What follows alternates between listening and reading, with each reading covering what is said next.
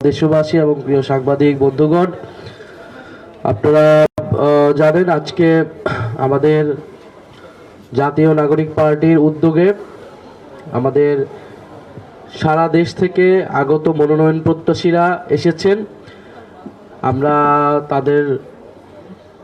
তাদের সাথে আমরা মতবিনিময় করব এবং এর আগের সপ্তাহগুলোতে আমরা দেখেছি যে আমাদের জাতীয় নাগরিক পার্টির কেন্দ্রীয় অফিস এবং অনলাইনে প্রচুর দক্ষ যোগ্য ব্যক্তিগণ তারা মনোনয়ন নিয়েছেন এবং আমরা একটি আহ্বান জানিয়েছিলাম সকলের জন্য, শুধু জাতীয় নাগরিক পার্টির নেতাকর্মীদের জন্য নয়, যেহেতু জাতীয় নাগরিক পার্টি এখন একটি উদীয়মান দল এবং সাধারণ মানুষের দল, সাধারণ নাগরিকের দল।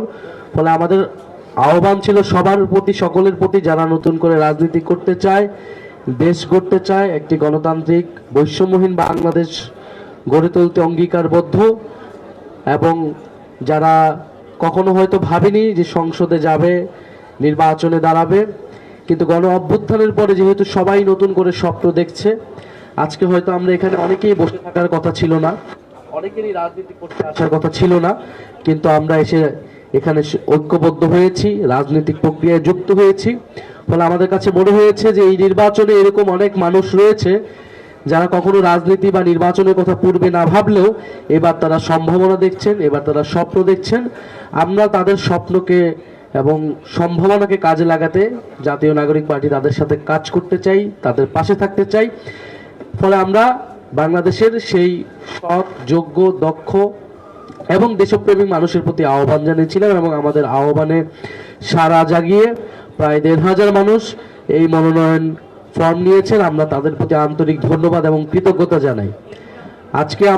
আজকে এবং আগামীকাল হয়তো আমাদের আরও একদিন লাগতে পারে, আমরা এই সকল মনোনয়ন প্রত্যাশীদের সাথে মতবিনিময় করব, তাদের স্বপ্নের কথা শুনবো, তাদের দক্ষতা যোগ্যতার কথা শুনবো এবং এনসিপির পক্ষ থেকেও আমরা আমাদের পরিকল্পনার কথা বলবো এবং সর্বোপরি আমরা একটা স্বচ্ছ প্রক্রিয়ার মাধ্যমে যাচাই বাছাই করে এখান থেকে আমরা বলেছি যে আমরা ৩০০ আসনের প্রার্থী চূড়ান্ত করতে চাই, সেই ৩০০ আসনের প্রার্থী আমরা চূড়ান্ত করব। এখানে একটা প্রাথমিক যাচাই বাছাই হবে, পরবর্তীতে আমাদের যে রাজনৈতিক পরিষদ রয়েছে তার কেন্দ্রীয় সংসদীয় বোর্ড হিসেবে তারা কাজ করবে, তারা চূড়ান্ত মনোনয়ন দিবেন এই ৩০০ জন প্রার্থীকে। ফলে আমাদের আজকে জাতীয় নাগরিক পার্টির বিভিন্ন পর্যায়ের নেতাকর্মী এবং আমাদের এনসিপির অনেক শুভাকাঙ্ক্ষী যারা মনোনয়ন নিয়েছেন, তারা আজকে মনোনয়ন প্রত্যাশী হিসেবে আজকে এসেছেন মত বিনিময় করতে। আমরা তাদেরকেও ধন্যবাদ এবং কৃতজ্ঞতা জানাচ্ছি। আমরা আমাদের এই যাচাই বাছাই প্রক্রিয়াটা সম্পন্ন হলেই আমরা আমাদের তালিকাটি ঘোষণা করতে পারবো বলে আমরা আশা ব্যক্ত করছি এবং আমরা দেশবাসীর উদ্দেশ্যে বলতে চাবো যে জাতীয় নাগরিক পার্টি তার স্বপ্ন, তার প্রতিশ্রুতি নিয়ে এগিয়ে যাচ্ছে এবং আমাদের এই নির্বাচনে অংশগ্রহণের জন্য সবচেয়ে বেশি প্রয়োজন সাধারণ মানুষের আস্থা এবং সহায়তা। যেই সহযোগিতাটা আমরা সবসময় পেয়ে আসছি, সাধারণ মানুষের সহযোগিতাতেই এনসিপি এত দূর আসতে পেরেছে এবং এনসিপি সামনের দিকে এগিয়ে যাবে মানুষের আস্থা এবং ভরসাতে। আমরা খুবই উদ্বেগ জানাচ্ছি যে নির্বাচনের জন্য যেই লেভেল প্লেইং ফিল্ড থাকার কথা, সেই ধরনের লেভেল প্লেইং ফিল্ড কিন্তু আমরা দেখতে পাচ্ছি না। আমরা আগে থেকে এটা বলে আসছিলাম যে বাংলাদেশের যে নির্বাচনী সংস্কৃতি, যে এখানে জবরদখল, প্রশাসনের দখল এবং টাকার ব্যবহার, কালো টাকার ব্যবহার, মাসেল পাওয়ারের ব্যবহার ইত্যাদি নির্বাচনের আমরা সবসময় দেখে এসেছি, শুনে এসেছি এর আগের সময়গুলোতে এবং এর আগের ফ্যাসিবাদী সময়ে তো মানুষ ভোট দিতেও যেতে পারেনি। ফলে এবারের নির্বাচন একটি গণতান্ত্রিক এবং স্বচ্ছ প্রক্রিয়া অনুষ্ঠিত হবে এবং অনেক তরুণ এবং স্বপ্নবাজ দেশপ্রেমী মানুষরা সংসদে আসবে, এটা আমাদের প্রত্যাশা। তো সেটার জন্য যেই নিরপেক্ষ সুষ্ঠু নির্বাচনের জন্য নির্বাচন কমিশনের এবং সরকার এবং প্রশাসনকে যে শক্ত অবস্থানে থাকা প্রয়োজন, সেটা আমাদের কাছে মনে হচ্ছে না। আমরা দেখতে পাচ্ছি যে বিভিন্ন দলের নেতাকর্মীরা তারা প্রকাশ্যে বলে বেড়াচ্ছে যে প্রশাসনকে কিভাবে দখল করতে হবে, প্রশাসনকে কিভাবে হাতে রাখতে হবে। ফলে এবং আমরা এর আগেও বলেছি যে সরকার প্রক্রিয়াকে, জুলাই সনদকে দর কষাকষি করে বাংলাদেশের বিভিন্ন রাজনৈতিক দল, যেই দলগুলো এখন মুখোমুখি দাঁড়িয়েছে, একসময় তারা বন্ধু ছিল, তারা কিন্তু একটা চক্রান্ত করছে। এই নির্বাচনকে একটা ভাগবাটোয়ারা, একটা সাজানো নির্বাচন, একটা সমঝোতার নির্বাচনে করার পরিকল্পনা করছে। এবং এই ধরনের একটি নির্বাচন হলে বাংলাদেশের গণতন্ত্র ক্ষতিগ্রস্ত হবে, বাংলাদেশের যে নতুন সম্ভাবনা এবং গণ অভ্যুত্থানের মধ্য দিয়ে বাংলাদেশের যে নতুন রাজনৈতিক আকাঙ্ক্ষা তৈরি হয়েছে সেটা কিন্তু ব্যর্থ হবে। ফলে এনসিপি এই ধরনের নির্বাচনী সমঝোতা বা বন্দোবস্তে কখনোই সায় দেবে না, বরং আমরা এর বিরুদ্ধে অবস্থান নেব। সরকারের প্রতি আমাদের আহ্বান থাকবে এবং ফ্যাসিবাদ বিরোধী রাজনৈতিক দলগুলোর প্রতি আহ্বান থাকবে যে যে কারণে আপনারা লড়াই করেছেন, আমরা সাধারণ ছাত্র হিসেবে রাজপথে নেমে এসেছিলাম যে বাংলাদেশে গণতন্ত্র প্রতিষ্ঠা হবে, বাংলাদেশের প্রতিষ্ঠানগুলো শক্তিশালী হবে, নির্বাচন ব্যবস্থা পুনর্গঠিত হবে এবং সর্বোপরি বৈষম্য দূর হবে। সেই প্রতিশ্রুতিতে যাতে আমরা সকলেই অঙ্গীকারবদ্ধ থাকি এবং বাংলাদেশের প্রশাসন যাতে নিরপেক্ষভাবে কাজ করতে পারে, দায়িত্ব পালন করতে পারে, সেজন্য আমাদের সবাইকে কিন্তু সহযোগিতা করতে হবে। আরেকটি বিষয়, আপনারা বিভিন্ন পত্র পত্রিকায় এনসিপি নিয়ে অনেক ধরনের গুঞ্জন এবং আমরা মনে করি যে অনেক ধরনের মিথ্যা নিউজ করে এনসিপিকে একদিকে নিয়ে যাওয়ার চেষ্টা করা হচ্ছে। এনসিপি তার অবস্থান পরিষ্কারভাবে ব্যক্ত করেছে যে আমরা এককভাবে 300 আসনে আমরা প্রার্থী দেওয়ার চেষ্টা করছি। আমরা আমাদের নিজেদের রাজনীতি নিয়ে জনগণের কাছে যেতে চাই। তবে আমাদের নির্বাচনী ইস্তিহার, আমাদের যে সকল দাবি রয়েছে সেই দাবি এবং আমাদের নীতি আদর্শের সাথে যদি কোনো দল বা কোনো শক্তি ঐক্যমত্য পোষণ করে তাহলে তাদের সাথে আমাদের আলোচনা থাকতে পারে এবং সেক্ষেত্রে আমরা ওপেন রয়েছি। ফলে আমরা বলেছি যে আমাদের যে কোনো ধরনের যদি রাজনৈতিক সমঝোতা হয় সেটা একটা নীতিগত এবং আদর্শিক জায়গা থেকে হতে হবে। কোনো ধরনের ক্ষমতার জন্য, আসনের জন্য আমরা কারোর সাথে কোনো ধরনের সমঝোতা করব না। আমরা যদি একটি আসনও না পাই, জাতীয় নাগরিক পার্টি তার যেই আদর্শ, তার যে নীতি, তার যে লক্ষ্যে, সেই লক্ষ্যে অটুট থাকবে। আপনাদের কাছে এবং দেশবাসীর কাছে আমাদের এই অঙ্গীকার আমরা আবারও পুনর্ব্যক্ত করছি। ফলে এবং আমাদের এনসিপির যে কোনো প্রক্রিয়া আমরা খুবই স্বচ্ছভাবে নেওয়ার চেষ্টা করি, জনগণের কাছে সবসময় সেটা আমরা আমাদের বক্তব্য হাজির রাখি। আমাদের পুরো নির্বাচনী প্রক্রিয়া খুবই স্বচ্ছতার সাথে কিন্তু এগিয়ে চলছে। ফলে আমরা যদি কারোর সাথে কোনো ধরনের জোট বা কোনো ধরনের আলোচনা, সেটা কিন্তু আপনাদের সাথে আমরা খুবই খোলামেলাভাবে সেটার জন্য কথা বলতে প্রস্তুত। আমরা বলবো, দেশবাসীর কাছে আমরা বলবো, এখানে কোনো গোপন কিছু নাই।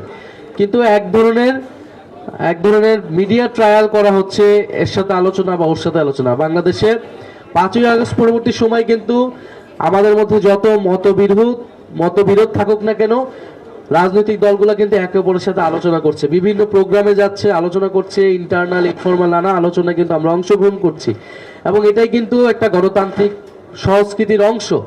ফলে সেই ধরনের আলোচনাকে বা একটা ভাবে ফ্রেমিং করার যাতে চেষ্টা মিডিয়ার মাধ্যমে না করা হয়, এই জন্য মিডিয়ার যারা ভাই ও বোনেরা রয়েছেন, যারা হাউসগুলো রয়েছেন, তাদের প্রতি আমাদের এই অনুরোধ রইল। ধন্যবাদ সবাইকে। আপনারা তো অভ্যুত্থানের শক্তি এবং এই অভ্যুত্থানে অনেক ব্যক্তি শুরু থেকে আপনাদের সাথে ছিল এবং সেটা আমরা দেখেছি। কাজে আপনারা প্রায় 1400 আসনের মনোনয়ন ফর্ম বিক্রি করেছেন। এমন চমক আছে এখন বাদে বা আপনারা যারা এই অভ্যুত্থানের নেতৃত্ব দিয়েছেন, যেটা আপনাদের মনোনয়ন ঘোষণাকে বাকি দলগুলোর থেকে এগিয়ে রাখবে এবং আপনাদের মনোনয়ন ঘোষণার ক্ষেত্রে কি চমক পেয়ে আসছেন আপনারা?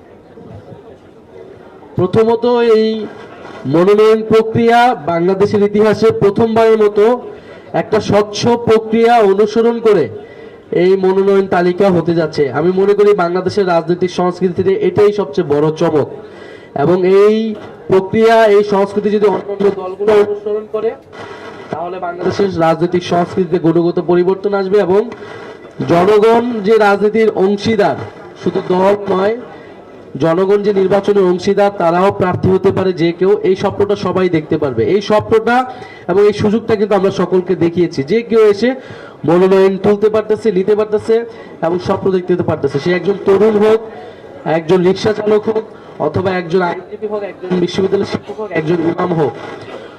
আমরা চেষ্টা করছি যে আমাদের যে মনোনয়ন তালিকাটি হবে সেই তালিকাটি হবে অন্তর্ভুক্তিমূলক। আমরা ইতিমধ্যে কয়েকটি দলের মনোনয়ন তালিকা কিন্তু দেখেছি, সেই তালিকাগুলো কিন্তু খুবই পুরনো ধাঁচেরই হয়েছে। অর্থাৎ যদি গণ অভ্যুত্থান না হতো, যদি তারা 5 বছর আগের ইলেকশন করতো, যে ধরনের তালিকা তারা দিত সেই একই ধরনের তালিকা দিয়েছে। আমরা চেষ্টা করব যে আমাদের তালিকাটিতে অন্তর্ভুক্তি থাকতে সকল ধরনের সমাজের যে শ্রেণী পেশার মানুষ রয়েছে, চিন্তার মানুষ রয়েছে, ভিন্ন ধর্মের মানুষ রয়েছে, ভিন্ন জাতিসত্তার মানুষ রয়েছে, সেই সব কিছুর সমন্বয়ে একটি তালিকা আমরা প্রণয়ন করতে, পাশাপাশি আমরা তারুণ্য এবং অভিজ্ঞতার সমাবেশ ঘটানোর চেষ্টা করব। একদিকে যেমন আমাদের তরুণ তুর্কিরা থাকবে এই প্রার্থী তালিকায়, যারা গণ অভ্যুত্থান থেকে শুরু করে পরবর্তী সময়ে জাতীয় নাগরিক পার্টি এবং বাংলাদেশকে বিভিন্ন আন্দোলনে নেতৃত্ব দিয়েছে। পাশাপাশি যারা বিভিন্ন এলাকায় সমাজ সেবামূলক কাজ করেছে, জনগণের পাশে থেকেছে, বা রাজনীতিতে যাদের স্বচ্ছ রাজনীতিতে অভিজ্ঞতা রয়েছে, দেশপ্রেম রয়েছে, সেই ধরনের মানুষকে আমরা এই তালিকায় স্থান দেওয়ার চেষ্টা করব। পাশাপাশি আমরা চেষ্টা করব যে বিভিন্ন পেশাভিত্তিক যারা রয়েছেন, ডাক্তার, ইঞ্জিনিয়ার, আইনজীবী, শিক্ষক, এই ধরনের পেশাভিত্তিক যারা রয়েছেন বিভিন্ন পেশায় এবং যারা রাজনীতির কথা ভেবেছেন বিভিন্ন সময়, তাদেরকেও আমরা সুযোগ করে দিতে চাই। এবং সর্বোপরি আমাদের আরেকটি ইচ্ছা আছে যে যারা প্রবাসে বাংলাদেশি রয়েছেন, আপনারা জানেন যে গণ অভ্যুত্থানের সময় তারা কিন্তু একটা বড় ভূমিকা পালন করেছে এবং এবারে প্রবাসী ভোটাধিকারের কথা কিন্তু খুবই জোরে সোরে আলোচনা হচ্ছে এবং এনসিপি এখানে একটা বড় ভূমিকা পালন করেছে। ফলে প্রবাসী বাংলাদেশিরা যারা দেশকে নিয়ে ভাবেন এবং অনেকেই দেশ নিয়ে কাজ করার ইচ্ছা রয়েছেন, তাদেরও অন্তর্ভুক্তি থাকবে আমাদের এই তালিকায়। ধন্যবাদ। আমার একটা প্রশ্ন ছিল যে আপনি যেভাবে বলছিলেন যে আপনাদের এখানে যারা রাজনৈতিক করার ইতিপূর্বে স্বপ্ন দেখেন বা এরকম চিন্তাও ছিল না, তারা যখন রাজনীতিতে আসতে, বিশেষ করে এই শ্রেণীর লোকজন যারা আপনাদের রাজনীতি করার পরিপক্কতা নেই বা দক্ষতা নেই, তারা যদি কোনো কারণে নির্বাচিত হয়ে যায়, সেই ক্ষেত্রে জনপ্রতিনিধিত্বের দায়িত্ব তারা পালন করতে পারবে কিনা যথাযথ? আমরা মনে করি যে যদি দেশপ্রেম থাকে, নিষ্ঠা থাকে, সততা থাকে, তাহলে অবশ্যই তারা এই কাজটি সঠিকভাবে পালন করতে পারবে। আমাদের দেশে প্রথাগত রাজনীতিবিদ বলতে, এমপি প্রার্থী বলতে আমরা যাদেরকে দেখেছি, জনপ্রতিনিধি বলতে যাদেরকে দেখে এসেছি, তারা কি ধরনের দেশ পরিচালনা করেছে এটা কিন্তু আমরা দেশ অভিজ্ঞতা লাভ করেছে। ফলে এবার মানুষ নতুনত্ব দেখতে চায়, নতুন নেতৃত্ব দেখতে চায় এবং এবারে মানুষ পরিবর্তনের পক্ষে ভোট দিবে। ফলে এনসিপি কিন্তু পরিবর্তনের সিম্বল, পরিবর্তনের প্রতীক। ফলে সেই পরিবর্তিত নেতৃত্বেই যারা পরিবর্তন আনবে, সেই নেতৃত্বে মানুষ কিন্তু এবার আস্থা রাখতে চায়। ফলে আমরা মনে করি যারা যদি স্বপ্ন থাকে, নিষ্ঠা এবং সততা থাকে, দেশপ্রেম থাকে, অবশ্যই তারা দেশকে ভালো জায়গায় নিয়ে যেতে পারবে।